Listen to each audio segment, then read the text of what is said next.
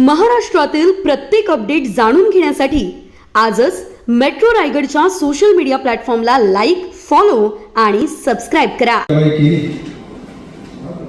आणि ज्यांची आताच आपल्या सर्व सदस्यांच्या वतीने गटनेता म्हणून नियुक्ती झालेली आहे, माझ्या आई समान असलेल्या आमच्या मानसिकाची धनी, त्याचप्रमाणे आमचे छोटम शेठ नशीब बघा काय आता दांडीपूर झाली असते, महेंद्र शेठ सुद्धा तारतील होत नसते.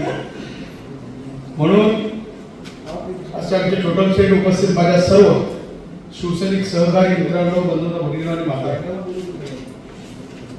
आज मगाशी कणबे साहेबांनी सांगितलेली वस्तुस्थिती, पक्षाच्या माध्यमातून होणारी कामं, आपण निवडणुकीला समोर जात असताना काही तडजोडी आपल्याला कराव्या लागल्या आणि आता जिल्हा परिषदेमध्ये सत्तेमध्ये बसताना पण काही तडजोडी आपल्याला कराव्या लागतात. तर त्याच्याकरता आजची छोटीशी बैठक आपण आयोजित केली आहे. जे काही 3 आमदार आपल्या जिल्ह्यातले, महेंद्र शेठ असतील, भरत शेठ असतील, महेंद्र थोरवे साहेब असतील, कोणी हे 3 आमदार जो काही निर्णय घेतील त्या निर्णयाशी आम्ही सर्व तुमच्या सहमत असू, अशा पद्धतीचा शब्द आपल्याला या ठिकाणी देतो आमच्या सर्वांच्या वतीने.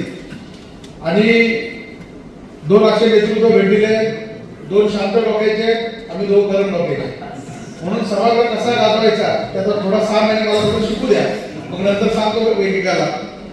आम्ही काम करणारे कार्यकर्ते आहोत आणि जे जनतेने आपल्यावरती विश्वास दिला त्या विश्वासाला आपल्या तडा जाऊन द्यायचा नाही. 5 वर्ष मंडळी, मगाशी कणबे साहेबांनी, महेंद्र शेट्टी आम्हाला खाली मार्गदर्शन केलं की ओव्हरऑल एका सदस्याला, एका गटाला फक्त 50 लाख निधी वार्षिक आपल्याला मिळेल जर आपण विरोधी पक्षात बसतो तर.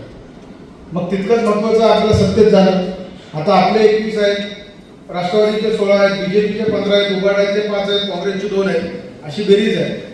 आता जे काही महाराष्ट्राचे मुख्यमंत्री आदरणीय फडणवीस साहेब, आदरणीय एकनाथ शिंदे साहेब हे जो काही निर्णय देतील तो आपल्याला मान्य करावे लागणार.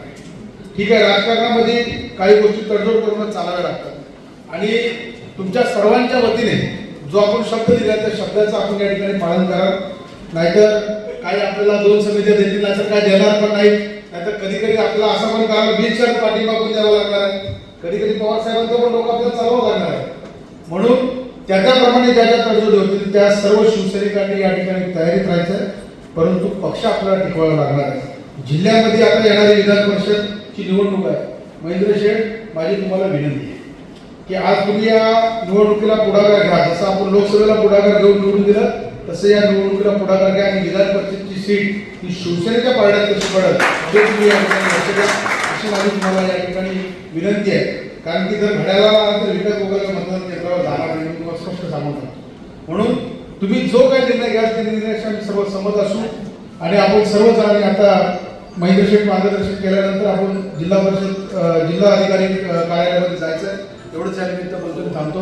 जय हिंद, जय Maharashtra. Subscribe now and press the bell icon. Never miss an update.